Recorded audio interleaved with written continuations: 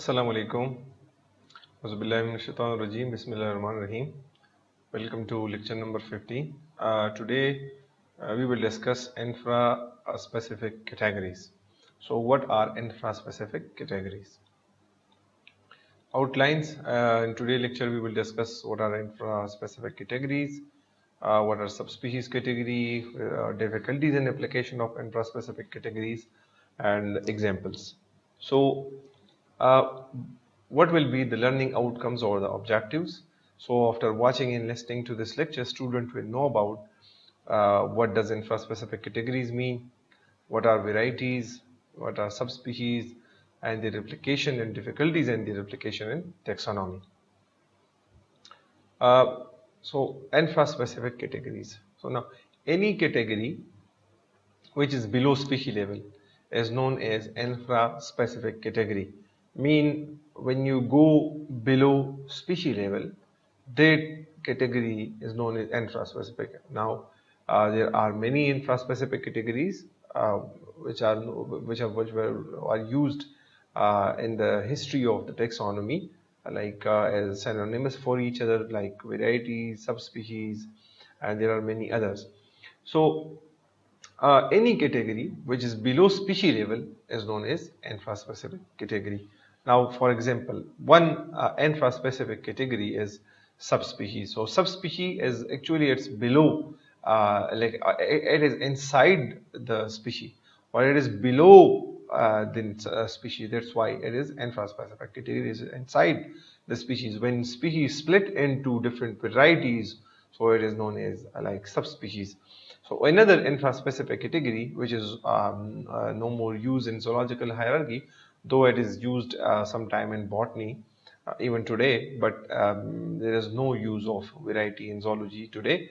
But it was like one category, infra-specific category used in zoological hierarchy.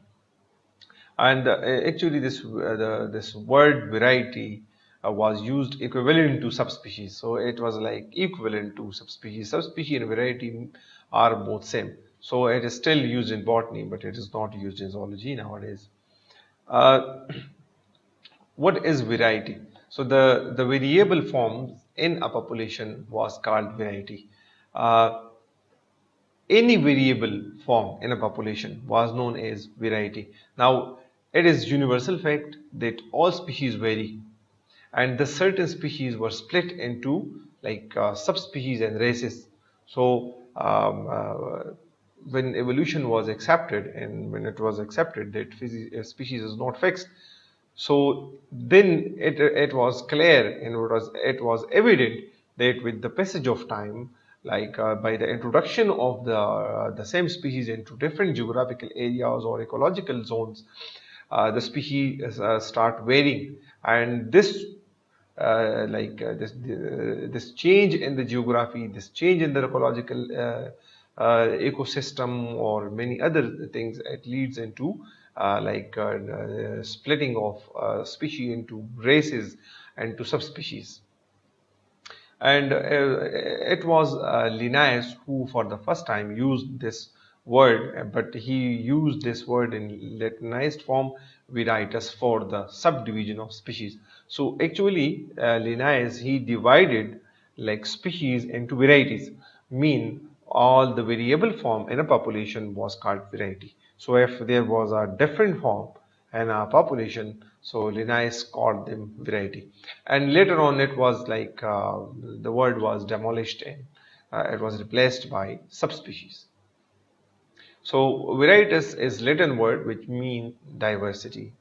Variety mean diversity in a population. So it's very simple. So early taxonomists applied the term variety indiscriminately for any variation in the population of a species.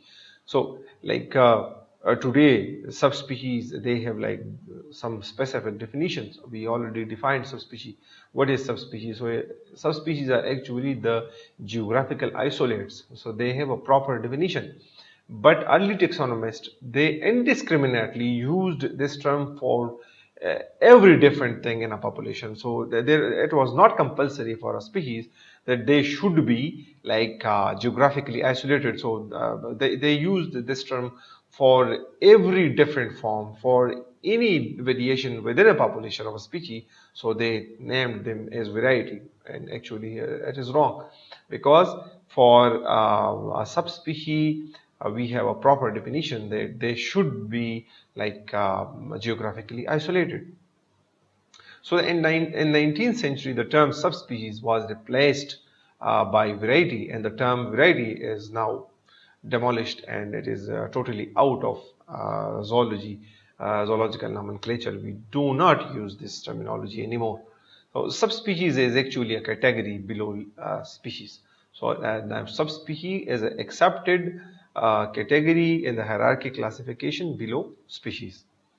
So when a population of a species split up by natural barriers, like how they split, like for example, because of the mountains, it may be because of the island, maybe a species accidentally reached to an isolated island, and then in that island it flourished with its unique characteristic and it adopt itself to the specific environment. And with the passage of time, as there is no exchange of gene with the main population, so they may become a different species, or it may become a subspecies, and then they become a different species with long time. So, or it may be because of the climate. So all these things, they aid in speciation, mountains like acting as barrier, islands, climate, and many other features. So each isolated group may evolve different characteristics, and those different characteristics or features, they sometimes become so recognizable, they become separate geographical race, or we call them species. So if a population of species is split or isolated by a mountain, now they are like isolated from each other, there is a mountain between them, they are like geographically isolated. And if you remember, in the previous lecture we discussed the canyon which separated the two hair groups, and then they become different because of the barrier between them. So for example, there is a mountain acting as a barrier between two populations of the same species. So with the passage of time, there will be a recognizable features or difference in them, which makes them a geographical race, a separate geographical race, or a subspecies. Let me give you an example. For example, this is an example is the parent population.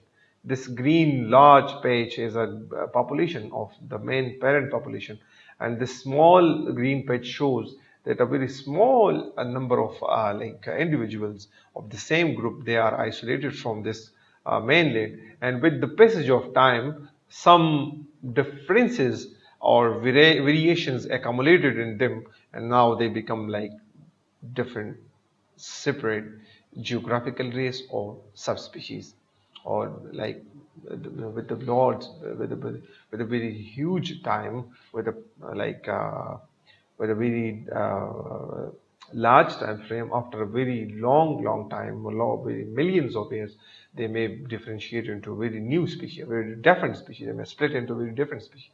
But like this is subspecies, like there is no like much difference in between them, but they are separate, they are geographically separated. So now this now become a different sub species, or you can say separate geographical race. Subspecies is actually this term was used by Linnaeus for the first time, when he used this term when he classified subgroups of men, like we human beings, scientific name of human beings is Homo sapiens, belong to genus Homo and the species sapien.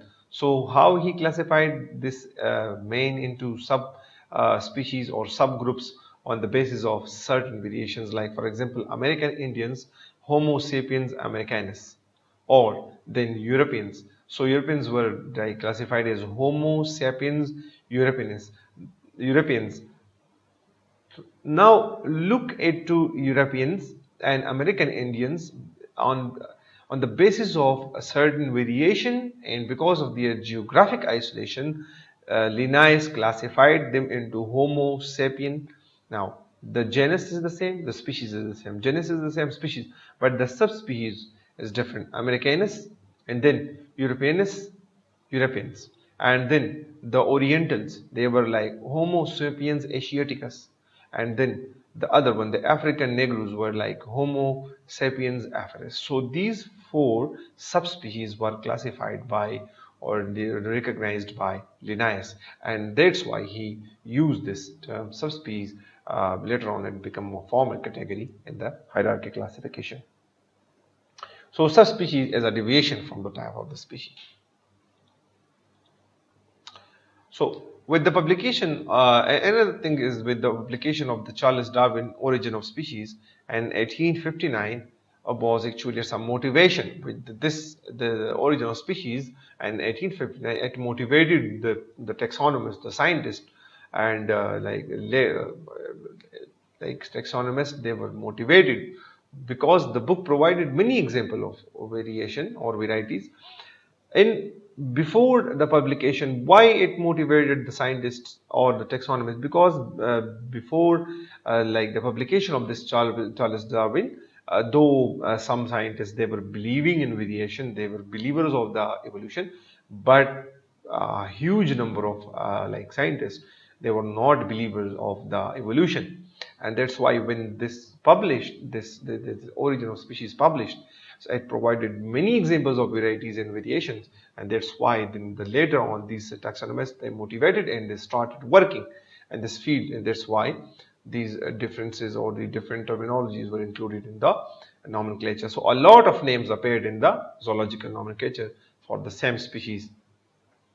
And so Wilson and Brown in 1953 proposed to abolish this trinomial nomenclature because of this subspecies concept, because like it caused too much problems because of this varieties, and because of the variations, and because of the addition of a lot number of species in their names, then it became difficult for the scientists. That's why the Wilson and Brown, they demolished this trinomial nomenclature, and the binomial nomenclature was adopted as it was. And Grant in 1960 defined the subspecies as the groups of interbreeding population with some morphological differences combined with geographical, ecological, or physiological distinctions which give it species-like distinctness. So now these population, according to Grant, these population, they can interbreed, but they are morphologically a bit different, and they are ecologically or geographically, they are isolated. And why morphological differences? Because of the ecological or geographical isolation, they have morphological changes, but they can interbreed with each other.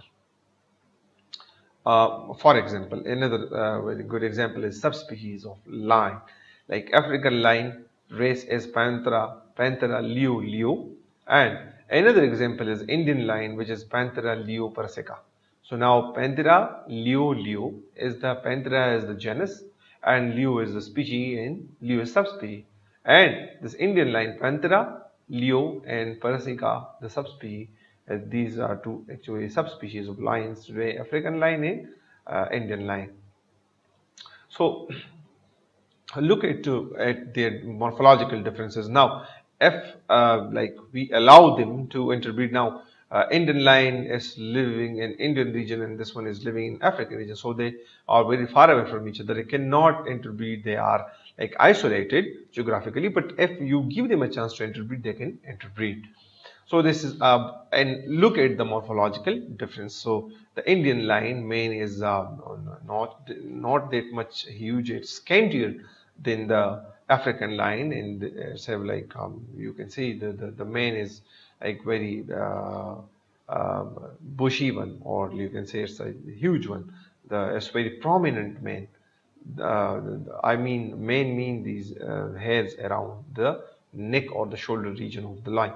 So African lions have a very huge mane, while the Indian lion have a scantier mane. And there are many other differences. We will discuss them too. Like you can see, the Indian lion have like a tuft of hairs around the shoulder, a tuft of hair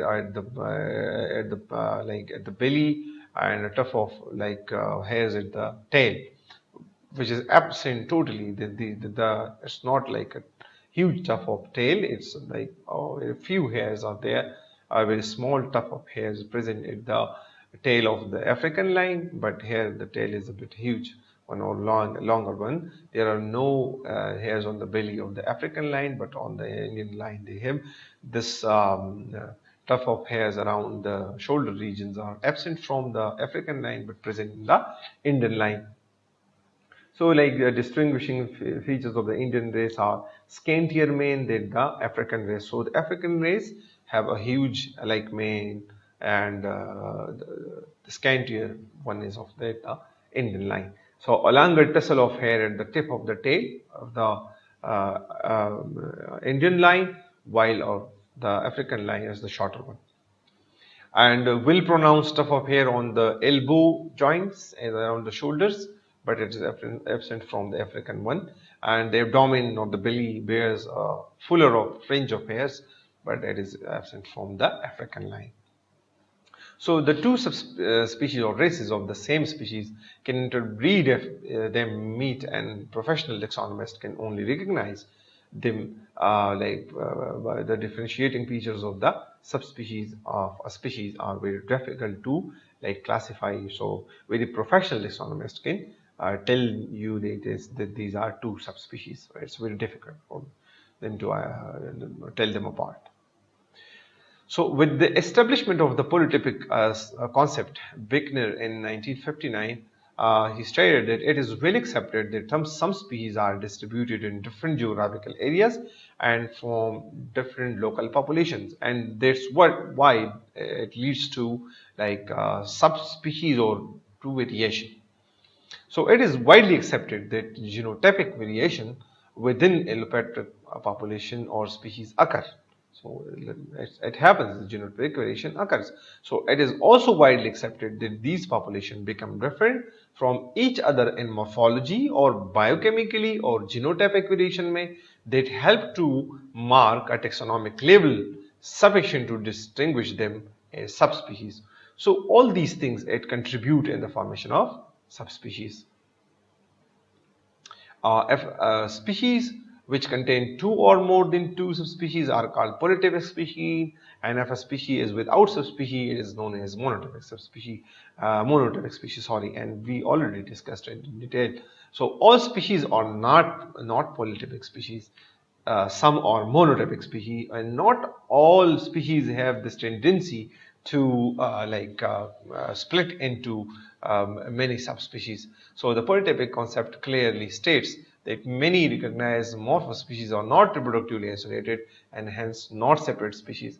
So there are morphospecies like morphologically different, but if they are living at the same proximity and if they are interbreeding with each other, they are not isolated geographically. They are not isolated. So then you can't say that they are like subspecies. You cannot consider them as subspecies.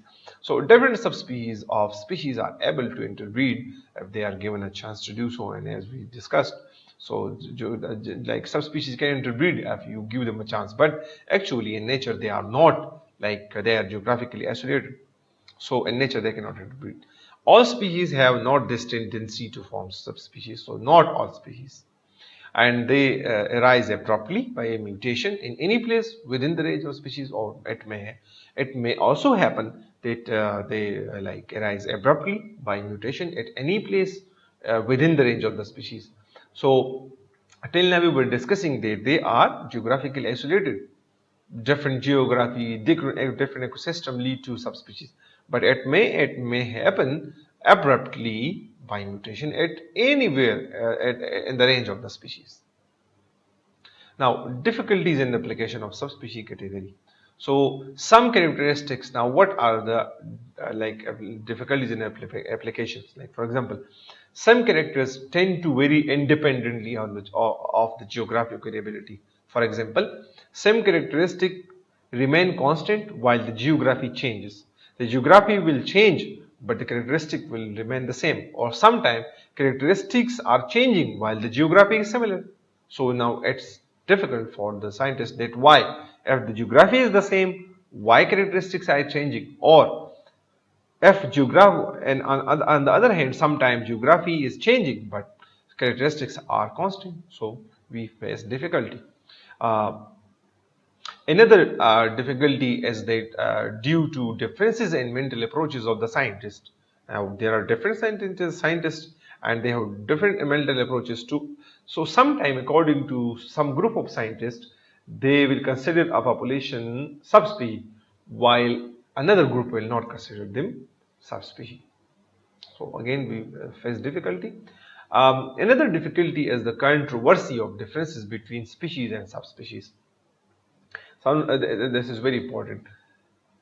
Sometimes scientists believe, or some authors, they rely on the differences between species and subspecies, and as they believe if the two populations are distinguishable enough, so why not you are considering them as a different species? For example, there are two populations and they have enough differences that you can differentiate them. So why not you consider them a different A species and B species? Why you are considering them as a subspecies? So some scientists claim that this is wrong. You should consider them as different species. But majority of the authors, they do not agree with this because it's very clear subspecies are present. Subspecies and species are not equivalent. They are very different things. So species are essentially different and races and subspecies are very different. So that's why we again face another problem here. And these are the references. Thank you for listening. If you have any question, please feel free to ask a question.